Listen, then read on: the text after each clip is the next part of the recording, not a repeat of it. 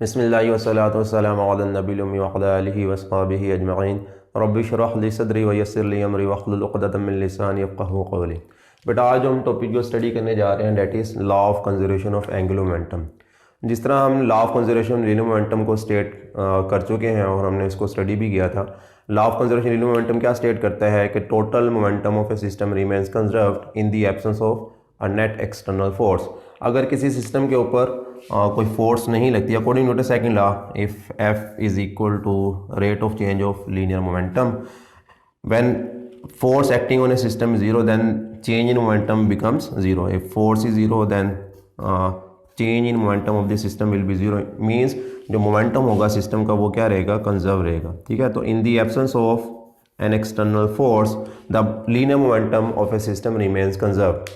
ठीक है, इसी तरह हम जानते हैं कि जो टॉर्क है, सिमिलरली जैसे force equal to rate of change of linear momentum है, similarly torque is equal to rate of change of angular momentum. When net torque acting on a system is zero, then change in linear momentum of the system also becomes zero.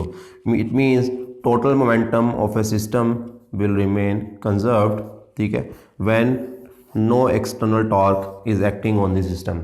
So in the absence of an external torque, the total angular momentum of the system will remain conserved. जैसे कि हमने ये बात की कि in the absence of force, the total momentum linear momentum of a system remains conserve. ठीक है, तो अब law of conservation of momentum के मुताबिक अगर फर्ज कर लें हमारे पास एक सिस्टम है, उसका इनिशियल मोमेंटम अगर उसके ऊपर कोई फोर्स, कोई टार्क एक्ट नहीं कर रहा, तो initial momentum will be equal to the final momentum. और इसको हम इस तरह भी लिख सकते हैं, I1 omega 1 is equal to I2 omega 2। ठीक है, I1 omega 1 is the initial momentum of the system and I2 omega 2 is the final momentum of the system. It is the momentum of the system when it has a moment of inertia I1 and has an angular speed omega 1 at that instant, and it is the momentum of the system when its moment of inertia changes to new value of I2, and then we will get a new value of angular velocity। तो इस equation के मुताबिक जो I और omega का जो product होगा वो क्या रहेगा, कांस्टेंट रहना चाहिए। जब बॉडी के ऊपर या सिस्टम के ऊपर कोई एक्सटर्नल अगर टार्क एक्ट नहीं करता तो उसका जो मोमेंटम है, momentum means product of I times omega must remain constant. ठीक है, इस केस में अगर हम बात करें तो ओमेगा जो होगा वो इनवर्सली प्रोपोर्शनल होगा I के। It means omega is inversely proportional to the moment of inertia. तो when we increase the moment of inertia of system, ठीक है, then its angular speed must decrease if there is no torque acting on the system to conserve the angular momentum। ठीक है, angular momentum conserve करने के लिए अगर system का moment of inertia अगर इंक्रीज हो जाता है तो उस बॉडी की जो एंगुलर वेलोसिटी है या सिस्टम की एंगुलर वेलोसिटी जो होगी वो डिक्रीज हो जाएगी। ठीक है, अगर मोमेंट ऑफ इनर्शिया को हम डिक्रीज करते हैं तो इक्वली जो एंगुलर वेलोसिटी होगी इट मस्ट बी इंक्रीज ताकि ये प्रोडक्ट कांस्टेंट रह सके। प्रोडक्ट कांस्टेंट मींस यानी कि एंगुलर मोमेंटम जो है सिस्टम का वो कंजर्व रह सके। इसकी एक एप्लीकेशन जो है basically law of conservation angular momentum की, वो हमें केपलर्स सेकंड लॉ में मिलती है। तो इस बात से हम ये भी देखेंगे कि why winter season is short in Pakistan के अंदर विंटर्स जो सीज़न है, सर्दियों का मौसम वो इतना शॉर्ट क्यों होता है और गर्मियाँ इतनी लेंथी की होती हैं। ठीक है ना, तो इसको हम देखते हैं बेसिकली केपलर सेकंड लॉ से, जो कि एप्लीकेशन है law of conservation of angular momentum की। केपलर फर्स्ट लॉ के मुताबिक जो जितने भी प्लैनेट्स हैं उनका जो ऑर्बिट होगा अराउंड द सन वो कम्प्लीटली जो है एग्जैक्ट सर्कुलर नहीं है वो ऑर्बिट। ठीक है ना, एग्जैक्ट सर्कुलर ऑर्बिट नहीं होता बल्कि स्फेरिक इलिप्टिकल ऑर्बिट है। ठीक है, अगर इलिप्टिकल ऑर्बिट है, अब इलिप्ट की जो शेप है वो कह लें कि ये हमारे पास इलिप्टिकल ऑर्बिट है, तो केपलर लॉ के मुताबिक जो सन होगा वो one of the foci of the it will be position at one of the foci of the ellipse. इस इलिप्टिकल ऑर्बिट के किसी एक फोकाई पर होगा। ठीक है, it is the centre of the ellipse and these two are the foci of ellipse. तो या तो सन इस पोजीशन पर होगा या सन इस पोजीशन पर होना चाहिए according to Kepler's first law. Now अब आप ये देखें कि हमारा जो क्या उसको कहते हैं, हमारी जो अर्थ है उसका जो एक्सिस है अपने ऑर्बिट के लिहाज से वो थोड़ा टिल्ट है, 24.3 डिग्री जो है वो टिल्टेड है अपने ऑर्बिट के लिहाज से। फर्स्ट के लिए हमारे पास जो से ये क्या रेफरेंस लाइन है, ठीक है। तो अर्थ का जो ऑर्बिट है वो इस लाइन से 24.3 डिग्री टिल्टेड है, ठीक है। अब वो लाइन जो वो यानी जिस एक्सिस के अर्थ रोटेट कर रही है वो imaginary axis is passing through the south and north pole, ठीक है। This is the imaginary axis of the earth about which earth is rotating and this axis is tilted by 24.3 degree, ठीक है, with reference to its orbit. अपने orbit के लिहाज से अर्थ का जो एक्सिस है वो टिल्ट हुआ है। अब इस टिल्ट की वजह से क्या हमें फ़ायदा मिलता है, इसकी वजह से, इस टिल्ट की वजह से कह लें कि जो हम 4 सीज़न इंजॉय करते हैं, यानी कि इससे हमारे पास जो सीज़न की वेरिएशन आती है अर्थ के ऊपर वो इस क्या उसको कहते हैं, इस टिल्ट की वजह से आती है। सिमिलरली इस टिल्ट ही की वजह से क्या उसको कहते हैं, जो दिन और रात कह लें कि जो डे की ड्यूरेशन है और जो नाइट की ड्यूरेशन है वो भी अर्थ के ऊपर चेंज होती है ड्यू टू दिस टिल्ट, ठीक है। नाउ अगर आप ये देखें कि क्या उसको कहते हैं, अब इस पोजीशन में अगर हम बात करें कि हमारे पास जो सन की जो रेज हैं वो डायरेक्टली, ठीक है, अभी वो लाइन जो अर्थ को 2 हिस्सों में डिवाइड करी, that is called equatorial line और equator. That is the equatorial line जो कि अर्थ को 2 हिस्सों में डिवाइड कर रही है। Upper portion is called northern hemisphere and lower portion is called southern hemisphere. तो नॉर्दर्न हेमिस्फीयर जो है वो इक्वेटर लाइन से अबव यानी नॉर्थ की तरफ, और जो साउदर्न हेमिस्फीयर है, ठीक है, वो बेसिकली इक्वेटर लाइन से बिलो है, ठीक है। अब इस केस में देखें इस टिल्ट की वजह से जब 21 जुलाई को, ठीक है, 21 जुलाई को जो अर्थ की पोजीशन है फर्स्ट कर लें वो ये होगी 21 जुलाई, ठीक है। तो अर्थ इस पोजीशन पर होगी। अब इस पोजीशन के केस के अंदर देखें जो अर्थ की जो रेज है वो डायरेक्टली जो है यहाँ पर 90 डिग्री पे पड़ रही है। अब ये जो लाइन है जो नॉर्दर्न हेमिस्फीयर को 2 हिस्सों में डिवाइड करती है, that is called tropic of cancer. तो अब ट्रॉपिक ऑफ कैंसर के ऊपर डायरेक्टली सनराइज पड़ रही हैं और आप देख रहे हैं नॉर्थ जो पोल है उस यानी नॉर्दर्न हेमिस्फीयर वो मैक्सिमम सनलाइट की जद के अंदर है, जबकि साउदर्न हेमिस्फीयर थोड़ा पीछे की तरफ चला गया। इसकी वजह से साउदर्न हेमिस्फीयर के ऊपर जो सनलाइट है वो डायरेक्ट नहीं पड़ रही, बल्कि नॉर्दर्न हेमिस्फीयर ज़्यादा लाइट से एक्सपोज है। इसकी वजह से क्या होगा, नॉर्दर्न हेमिस्फीयर के ऊपर जो डे ड्यूरेशन होगी वो ज़्यादा होगी, तो यहाँ पर समर सीजन चल रहा होगा और ट्रॉपिक ऑफ कैंसर के ऊपर शदीद गर्मी होगी बिकॉज सनराइज डायरेक्ट पड़ रही है। और पाकिस्तान जो है बेसिकली वो ट्रॉपिक ऑफ कैंसर के करीब है, ठीक है। तो इस वजह से पाकिस्तान में इन दिनों के अंदर इंतहाई गर्मी होगी, ठीक है। लेकिन जो ही अर्थ जो है इसके ऑपोजिट साइड पे चले जाती है, अब ये जो पार्ट है बेसिकली सन से बहुत दूर है, ठीक है ना। इस पोजीशन के ऊपर जो हमारी अर्थ है वो सन से काफ़ी दूर है, ठीक है। अच्छा, अब डिस्टेंस ज़्यादा होने की वजह से कह सकते हैं according to law of conservation angular momentum I1 omega 1 इस पोजीशन पर moment of inertia I is equal to m r square as radius of its orbit is increased, so earth will have greater moment of inertia. अगर अर्थ का moment of inertia ज़्यादा तो इसकी angular speed क्या होगी, कम होगी। इसका मतलब क्या होगा, इस रीजन को क्रॉस करते हुए अर्थ स्लो होगी, यानी अर्थ की जो एंगुलर वेलोसिटी है due to its increase moment of inertia वो रिड्यूस हो चुकी है, ठीक है। अब इस केस में देखें कि हमारे पास क्या उसको कहते हैं, इस वजह से जो गर्मी का जो सीज़न होगा नॉर्दर्न हेमिस्फीयर के ऊपर वो उसकी ड्यूरेशन बढ़ जाएगी, ठीक है।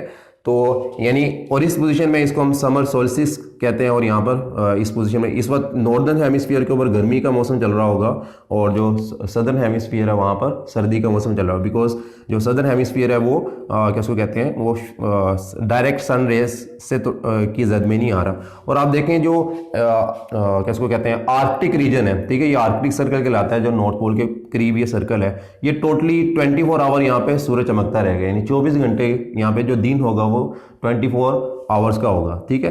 तो इसीलिए और जो ममालिक नॉर्दर्न हेमिस्फीयर होंगे वहाँ पे दिन की जो ड्यूरेशन होगी इस रीजन में वो ज़्यादा होगी, जबकि साउदर्न हेमिस्फीयर अगर देखें वो मुकम्मल तौर पर लाइट उसके ऊपर बिल्कुल पड़ ही नहीं रही। यानी कि साउदर्न हेमिस्फीयर में ये जो पार्ट है इसको हम एंटार्क्टिक रीजन कहते हैं, तो एंटार्क्टिक सर्कल के ऊपर जो है वो बिल्कुल भी सनलाइट से एक्सपोज नहीं हो रहा है। इसका मतलब क्या होगा, यहाँ पर 24 घंटे की रात होगी।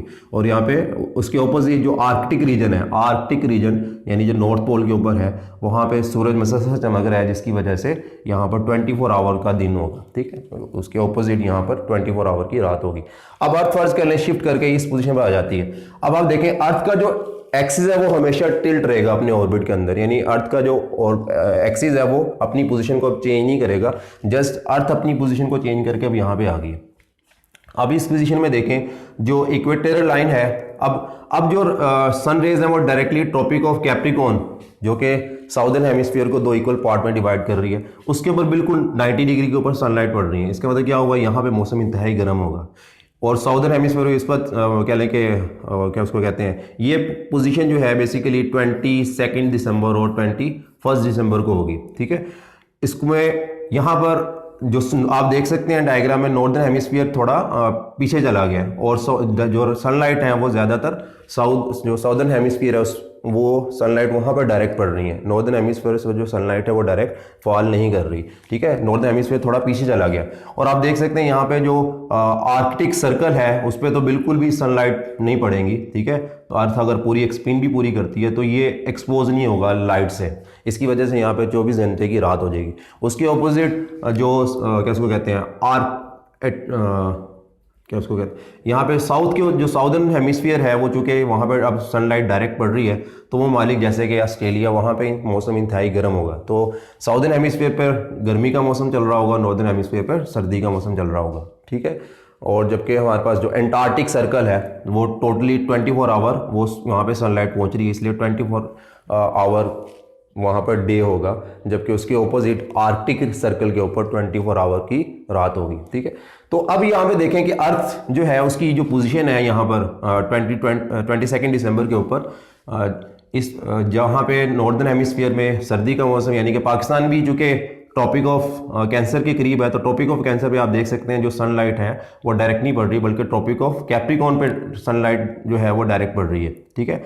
तो इस केस में क्या होगा, पाकिस्तान में विंटर का सीजन चल रहा होगा, ठीक है, बल्कि नॉर्दर्न हेमिस्फीयर सब पे विंटर का सीजन है। लेकिन अब सर्दियाँ शॉर्ट क्यों होंगी पाकिस्तान के लिए या उन ममालिक के लिए जो नॉर्दर्न हेमिस्फीयर के पर मौजूद हैं, ठीक है, या क्या उसको कहते हैं जो ट्रॉपिक ऑफ कैंसर के करीब मौजूद है, ठीक है।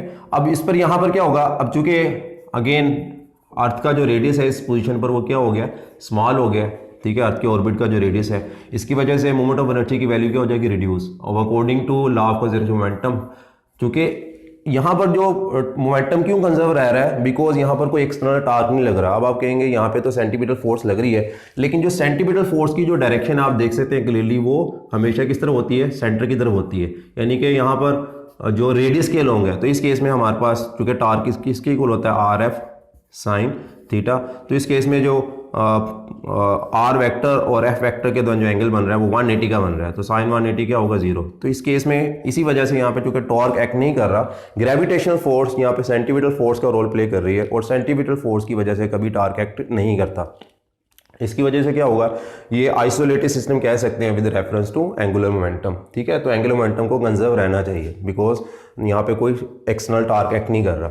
अच्छा, अब एक्सटर्नल टार्क अगर एक्ट नहीं कर रहा तो मोमेंट ऑफ इनर्शिया की वैल्यू क्या होगी, रिड्यूस होगी है। तो to conserve the momentum its angular velocity या angular speed of the earth must be increase, ठीक है, अकॉर्डिंग टू ये बेसिकली केपलर सेकंड लॉ के मुताबिक है। तो अब यहाँ पे अर्थ जो है बड़ी तेजी से मूव करेगी, इसका मतलब क्या होगा, अर्थ इस रीजन को बहुत जल्दी से क्रॉस कर जाएगी।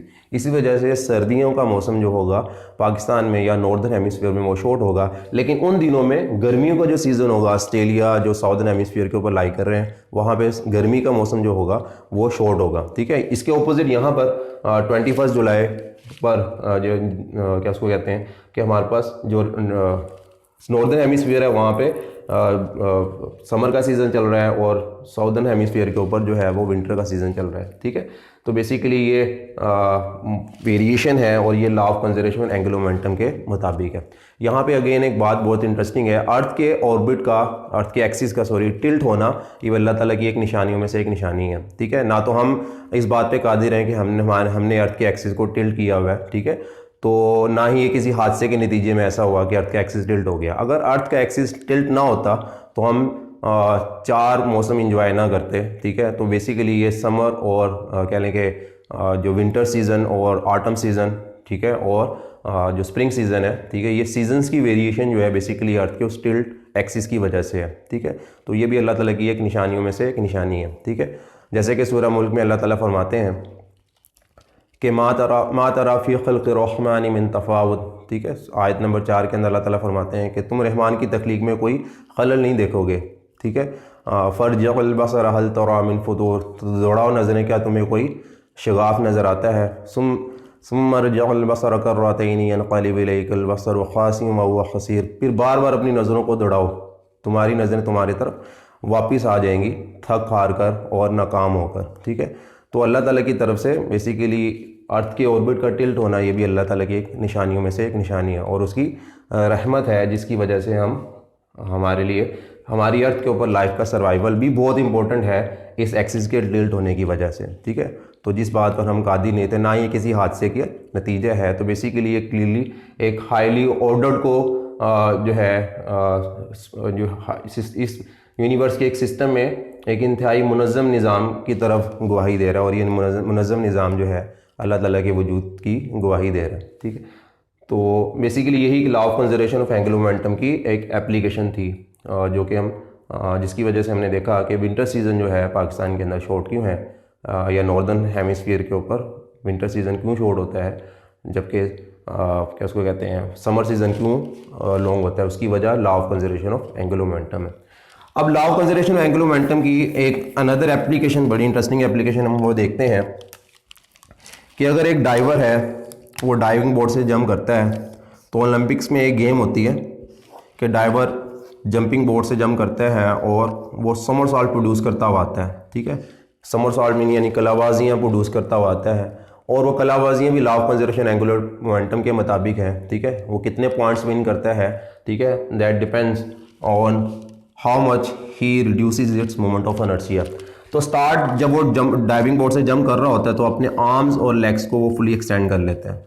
उस एक्सटेंशन की वजह से क्या होगा कि उसका जो मोमेंट ऑफ इनर्शिया होगा अबाउट इमेजिनरी एक्सिस जो है जिसके इर्द उसने अपने आप को रोटेट करवाना है, उस एक्सिस के अबाउट, चूँकि मैस डिस्ट्रीब्यूशन जो है एक्सिस रोटेशन से बहुत दूर हो गया है मैस, ठीक है, तो इसकी वजह से क्या होगा, मोमेंट ऑफ इनर्शिया जो होगा वो इंक्रीज कर जाएगा। Now I is greater, so it will have smaller angular velocity, ठीक है। More moment of inertia because arms or legs are fully extended, it will cause the very small value of angular velocity about the axis of rotation. ना उसके बाद क्या करता है, जब driver jump of कर लेता है तो उसके बाद क्या करता है, वो आर्म्स और लेग्स को, ठीक है, क्लोज टक पोजीशन में ले आता है, ठीक है ना, अपने आर्म्स और लेग्स को सुकेड़ लेता है। उस सुकेड़ने की वजह से क्या होगा, नाउ मोमेंट ऑफ इनर्शिया की वैल्यू है वो चेंज हो जाएगी, ठीक है। Now moment of inertia is decreased, ठीक है। उस मोमेंट ऑफ इनर्शिया डिक्रीज करने से क्या होगा, उसकी जो एंगुलर स्पीड होगी अबाउट इट्स ओन एक्सिस वो इंक्रीज कर जाएगी। अगेन ये आइसोलेटेड सिस्टम कैसे है, क्योंकि बेसिकली जिस एक्सिस के उस बॉडी उसने अपनी बॉडी को रोटेट करवाना है, ठीक है, वो एक्सिस उसका सेंटर ऑफ मास में से पास कर रहा है, और सेंटर ऑफ मास जो फोर्स ऑफ ग्रेविटी है वही यहाँ पर टार्क प्रोड्यूस करवा सकती थी, लेकिन force of gravity basically centre of mass में से या सेंटर ऑफ ग्रेविटी में से पास कर रही है। तो जो फोर्स सेंटर ऑफ ग्रेविटी में से पास करेगी, ठीक है, वो बॉडी को सेंटर ऑफ मास के अराउंड रोटेट नहीं करवा सकती, इसलिए टॉर्क जो है वो जीरो है। तो इसलिए हम ये आइसोलेटेड सिस्टम कंसीडर कर सकते हैं with reference to angular momentum. So that's why we can see when the moment of inertia is reduce when diver brings his body into close tuck position, so its angular velocity about its own axis is increase. तो उसकी वजह से क्या होगा, he wheel spin faster, ठीक है, उसकी वजह से ये क्या होगा, अपने उस एक्सिस के अराउंड तेज़ी से स्पिन करता हुआ आएगा, ठीक है। तो और जितनी तेज़ी से स्पिन करेगा उतनी ही वो ज़्यादा समरसॉल्ट प्रोड्यूस कर सकेगा। तो यहाँ पे समरसॉल्ट प्रोड्यूस करने के पीछे लॉजिक क्या होगी कि जितना वो अपना मोमेंट ऑफ इनर्शिया कम करेगा उतनी ही उसकी एंगुलर स्पीड इंक्रीज करेगी। This enables him to produce more and more somersault until वो डाइव करता है और आखिरकार पूल के अंदर जम कर जाता है, ठीक है। तो ये बेसिकली रीज़न थी। इसके अलावा अगर हम देखें, फ़र्ज़ करें हमारे पास एक शख्स है, एक टर्निंग टेबल के ऊपर बैठा हुआ है, ठीक है, उसके हाथ में डंबल्स हैं। अब फ़र्ज़ कर लें हम क्या कर देते हैं, इस टर्निंग टेबल को रोटेट करवा देते हैं, ठीक है। तो अब वो रोटेटिंग जो है वो टर्न टेबल के ऊपर वो आदमी ने हाथ में डंबल पकड़े हुए हैं। अब अपने आर्म्स और लेग को जब वो फुली एक्सटेंड करे, सॉरी अपने आर्म्स को जब वो फुली एक्सटेंड कर रहा है, यानी डंबल्स जो है उसकी बॉडी से बहुत दूर है, तो उसकी नतीजे में क्या होगा, जब अपने आर्म्स को उसने एक्सटेंड किया होगा तो इसमें मोमेंट ऑफ इनर्शिया इंक्रीज कर जाएगा। तो इस केस में मोमेंट ऑफ इनर्शिया जो है उसकी वैल्यू ज़्यादा है, सो it wheel spin slower about its axis, तो इसकी जो एंगुलर स्पीड होगी, इसके रोटेट करने की जो स्पीड होगी वो स्मॉल होगी। लेकिन अगर यही शख्स इन डंबल्स को क्या कर लेता है, अपनी बॉडी के करीब ले आता है, ठीक है, नाउ इससे क्या होगा, इसकी जो स्पिन स्पीड होगी अबाउट जोन वो इंक्रीज हो जाएगी। उसकी वजह क्या है, मास डिस्ट्रीब्यूशन जो एक्सिस रोटेशन के करीब आ गई है, तो amount of inertia has been reduce, so this will cause increase in angular speed because product constant रहना चाहिए, यानी एंगुलर मोमेंटम कॉन्स्टेंट रहना चाहिए। चूँकि अमाउंट ऑफ इनर्शिया रिड्यूस हो गया तो एंगुलर वेलोसिटी क्या हो जाएगी, इंक्रीज होगी, ठीक है। So that's why the angular velocity of the rotating rotation जो है वो इस केस में इंक्रीज होगी, ठीक है। तो होपफुल आपको ये टॉपिक समझ में आ गया होगा, ठीक है। इस तरह की बहुत सारे डेली लाइफ में एप्लीकेशन है, ठीक है, जिसको हम law of conservation angular momentum के मुताबिक देख सकते हैं। अस्सलाम वालेकुम व रहमतुल्लाहि व बरकातुहू।